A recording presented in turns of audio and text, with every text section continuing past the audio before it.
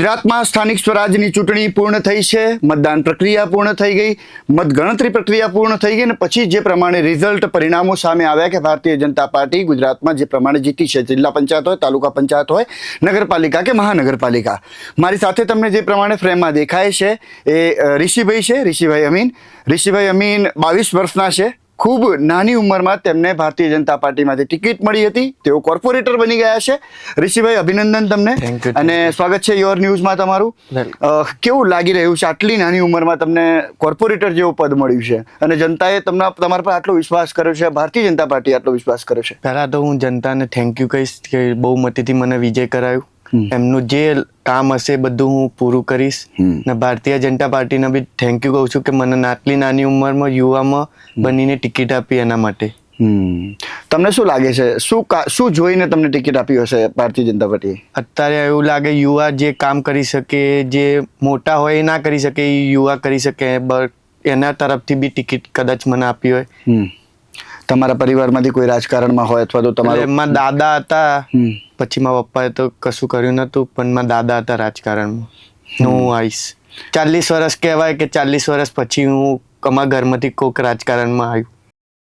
તમે વિચાર્યું હતું કે મારા રાજકારણમાં? હા, હું નાનો હતો ત્યારે એવું હતું કે ભાજપ કોઈ ટાઈમ હારી જાય તો બી હું રડીને અંદર જતો રહું, રૂમમાં રડું, એવું બધું કરે. મને એવું હતું કે નાનો હતો ત્યારે એવું હતું કે હું મોટો થઈશ તો એક વખત હું રાજકારણમાં આવીશ. એટલે ભારતીય જનતા પાર્ટી પહેલાથી પ્રેમ છે? હા, પહેલેથી જ પ્રેમ છે. બરાબર. તો જનતાને આવો પ્રેમ આપશો કે નહીં આપો? જવાબદારી આવી છે. 100%. કેવો પ્રેમ, શું કામ કરશો તમે? એ જનતા જે અડધી રાતે ફોન કરશે તો અડધી રાતે એમના ત્યાં પહોંચી જઈશ ને હું કામનો નિકાલ લાવી દઈશ એમ. અચ્છા, તમને આટલો બધો અનુભવ નહીં હોય, પરંતુ હું તમને એટલું પૂછવા માંગુ છું કે તમારા વિસ્તારમાં કયા કામો નથી થયા જે તમે કરવા માંગો છો? હા, એટલે અમે એક વોટ્સએપમાં ગ્રુપ બનાવ્યું, એમાં પબ્લિકે જે નાખ્યું છે કે ગટરનું વેક્યુમ કરાવવું, પછી બસ સ્ટેશનનું છે, લાઇટનું છે, કે સ્ટ્રીટ લાઇટ કાયમી ચાલુ ને જે કચરાવાળા આવે એ કાયમી થાય, એ બધું વોટ્સએપ ચેનલમાં આવ્યું છે. એ બધું પૂરું થઈ જશે. તમે રાજકારણમાં નહોતા ત્યારે તમને એમ લાગતું કે કામ નથી થઈ રહ્યું આપણા વિસ્તારમાં, અહીંયા કામ નથી થઈ રહ્યું? અમારી સાઈડ થતું હતું, પણ જે અમુક જગ્યાએ કે પ્રોબ્લેમ થતી હતી ત્યાં એવું લાગતું હતું કે પછી હવે હું આવી ગયો એટલે થઈ જશે બધું. અચ્છા, ચૂંટણી મતલબ તમને જ્યારે ટિકિટ મળી ત્યારે કેવું તમને ફીલ થતું હતું? મને ફીલ સારું, બહુ મસ્ત થયું કે મને આટલી નાની ઉંમરમાં ટિકિટ આલી ભાજપે, એના માટે થેન્ક યુ. જનતાનો પ્રતિસાદ કેવો રહ્યો જ્યારે તમે જીત્યા ત્યારે? શું કહેતી હતી પબ્લિક તમને? પબ્લિક બહુ બધી શાખા આવી હતી ત્યાં મળવા મને, ને બધા બહુ સારી રીતે અમારા જે બધા ભાજપના આગળ પડતા એમને મને બહુ સપોર્ટ કર્યો. બધા મારા જોડે ઘરે આવ્યા હતા પ્રચારમાં બી, એમનો બી ખૂબ ખૂબ આભાર. પબ્લિકનો બી સાથ મળ્યો છે મને. યુવા હતો તો બી પબ્લિકનો સાથ મળ્યો છે.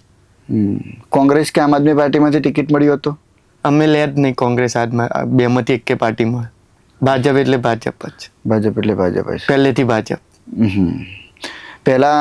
અચ્છા, તમે બીજું આગળ તમારે જો યુવાઓને મતલબ ભારતીય જનતા પાર્ટી જે પ્રમાણે અત્યારે સપોર્ટ કરી રહી છે, તમારું શું કહેવું છે કે કેવી રીતે, શું કામ સપોર્ટ, મતલબ યુવાઓને શું કામ રાજનીતિમાં આવવું જોઈએ? યુવાઓ જે કામ કરી શકે, યુવાનો બધા તંદુરસ્ત હોય, બધું હોય, કમ્પ્લીટ હોય ને ઘેર ઘેર જઈને બધાની સોલ્યુશન પૂછી શકે છે ને બધું યુવા કરી શકે છે. શું મતલબ હું એવું કહેવા માંગુ છું કે તમને જોતા હોય દર્શકો, તમારા વિસ્તારના લોકો, તમને મળવું હોય તો કેવી રીતે તમારો કોન્ટેક્ટ કરી શકે, કેવી રીતે? એટલે મેં ચેનલ બનાવી છે, એમાં મારું આખું લખીને મોકલ્યું, મારો કોન્ટેક્ટ નંબર એ કોન્ટેક્ટ કરે તો હું એમના ઘેર જઈશ. હું એમને મારા ઘેર ના બોલાવી શકું, એમને મને ચૂંટ્યો છે એટલે હું એમના ઘેર જઈને મળી શકું. કારણ કે એવું કહેવાય છે કે ચૂંટણી હોય ત્યારે નેતાઓ દેખાય, ભાઈ ચૂંટણી પતી જાય. એવું નહીં. એમનો ફોન આવશે તરત હું ત્યાં પહોંચી જઈશ. બરાબર. આવનારી ચૂંટણીમાં લોકો તમને ઓળખશે એમ? કેવા પ્રકારના કાર્યો કરવા છે? કે હું નેતાગીરી કરવા માટે નથી ઉતર્યો એમાં, કે દહેગામની જનતા કે ભાજપ વાળા બધાના ત્યાં હું પહોંચીને કામ કરીશ ને ભાજપની જનતા મારી નોંધ લે, આખું ગુજરાત મારી નોંધ લે, અલગ અલગ કોર્પોરેશન મારી નોંધ લે, એવા હું કામ કરીશ ને બધાને બતાવીશ. લોકો એવું કહે છે કોર્પોરેટર તો ખાલી બાકડા બનાવે છે.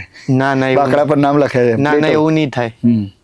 એમને હું બતાવીશ કે આવી રીતે કામ કરાય ને એવું. 5 વર્ષ રહીને હું પાછો ઇન્ટરવ્યુ લેવા આવીશ ને તમને કહીશ કે જો મારું નામ લેવાય છે. અચ્છા, શું ભણેલા છો તમે? હું ડિપ્લોમા કોમ્પ્યુટર એન્જિનિયરિંગ. અચ્છા, કામ શું કરતા હતા તમે? પહેલાં પપ્પાને શોપ ઉપર હતી ત્યાં બેસતો હતો. તો જે પ્રમાણે તમે જોયું કે આ યુવા નેતા છે, માત્ર 22 વર્ષના છે અને કોર્પોરેટર બની ગયા છે. ભારતીય જનતા પાર્ટીએ યુવાનોને તક આપી છે આ ચૂંટણીમાં. હવે જોવાનું એ રહ્યું છે કે ઋષિભાઈ આવનારા 5 વર્ષમાં શું કામ કરે છે અને જનતા એમનાથી કેટલી રાજી થાય છે. નમસ્કાર.